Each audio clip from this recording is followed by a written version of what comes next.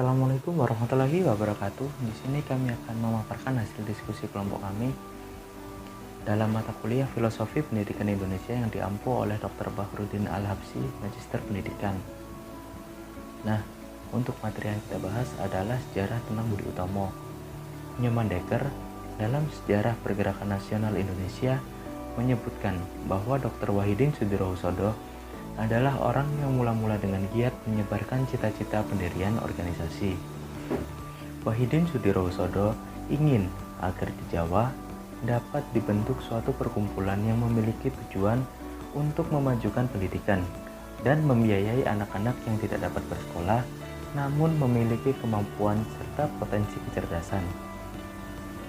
Gagasan tersebut mendapatkan sambutan baik dari para siswa Sofia School tot Opleiding van Inlande Artsen di Batavia, terutama dari Sutomo, Gunawan Mangunkusumo, dan Suraji Tirtonegoro.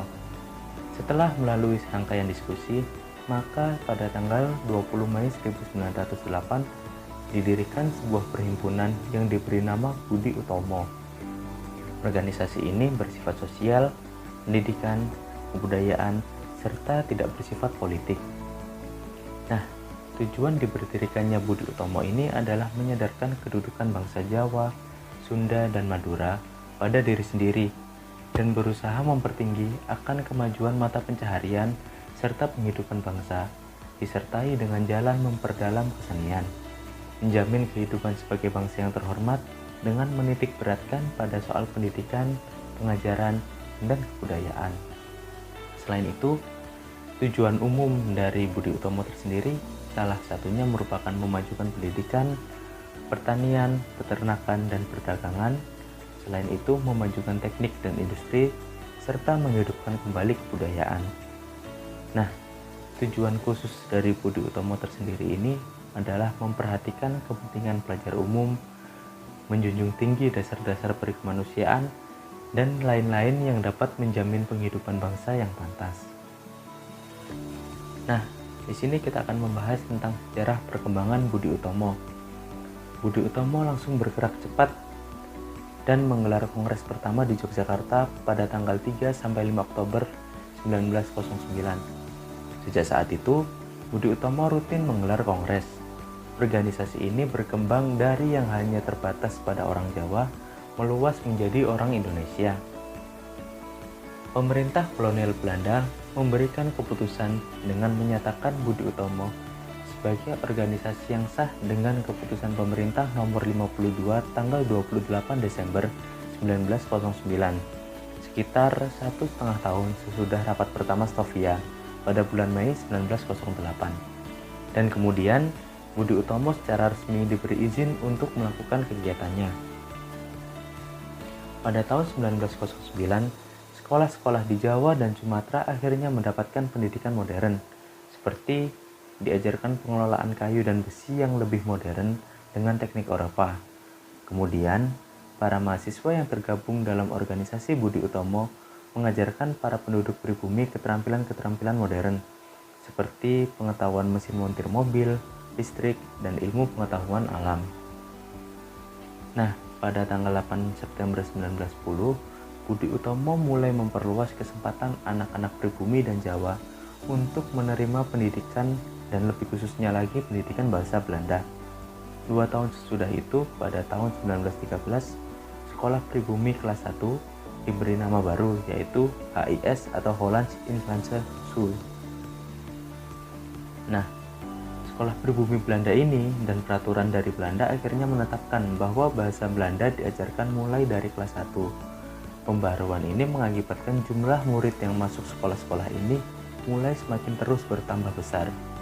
Hal ini membuat bahwasanya Budi Utomo sangat mendukung pembaruan, khususnya dalam wujud perbaikan pendidikan terhadap masyarakat pribumi, terutama masyarakat Jawa.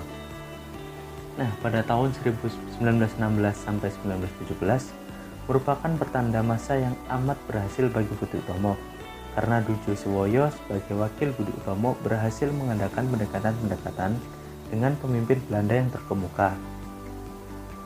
Nah, keterangan Menteri Urusan Daerah Jajahan tentang pembentukan Volksraad atau Dewan Rakyat saat itu sedang dibicarakan, yang bahwasannya Budi Utomo akan dijadikan sebagai Dewan Perwakilan Rakyat di Belanda. Nah, ini memberikan kesan pada kalangan pemerintahan kolonial bahwa Budi Utomo adalah satu-satunya organisasi yang dapat bertanggung jawab dan juga dapat dipercaya. Nah, pada tahun 1929 dibangun Bank Negara Indonesia. Masyarakat Jawa yang tadinya belum mengenal pendidikan Eropa kemudian terpengaruh dengan adanya organisasi Budi Utomo ini. Mereka mendapatkan pendidikan keterampilan dan ilmu-ilmu teknik yang belum mereka dapatkan sebelumnya. Para anggota Budi Utomo juga mengusulkan kepada pemerintah Belanda bahwa di sekolah pribumi juga diajarkan pendidikan Islam, dengan alasan bahwa kebudayaan Indonesia juga harus memperoleh perlindungan dikarenakan banyaknya sekolah Belanda yang mengajarkan agama Kristen, sehingga ingin memperkecil kemungkinan jika misal penduduk pribumi nanti akan terpengaruh ke dalam agama Kristen. Nah, Budi Utomo ini memiliki peranan penting bagi pergerakan nasional di Indonesia, khususnya di aspek pendidikan yang merupakan fokus utama organisasi ini. Setidaknya ada dua peranan penting dari organisasi Budi Utomo, yaitu yang pertama memajukan dan menyetarakan pendidikan di Indonesia, sehingga semua bumi putra di Indonesia bisa mendapatkan pendidikan yang baik dan setara. Nah, yang kedua, menyediakan studi fund alias program beasiswa yang diperuntukkan untuk anak-anak bumi putra yang kurang mampu. Program ini masih diberlakukan hingga sekarang walaupun Budi Utomo sudah tidak ada. Nah, dari sini kita dapat kesimpulan makna dari berdirinya Budi Utomo ini merupakan awal pergerakan yang bertujuan untuk mencapai kemerdekaan Indonesia. Meski pada awalnya organisasi ini hanya ditujukan bagi golongan-golongan berpendidikan di Jawa. Namun saat ini tanggal berdirinya Budi Utomo diperingati sebagai Hari Kebangkitan Nasional. Nah, nilai teladan yang bisa kita ambil dari sejarah Budi Utomo ini merupakan semangat pantang menyerah dan kesadaran akan pentingnya kedaulatan serta menolak tunduk kepada penjajah.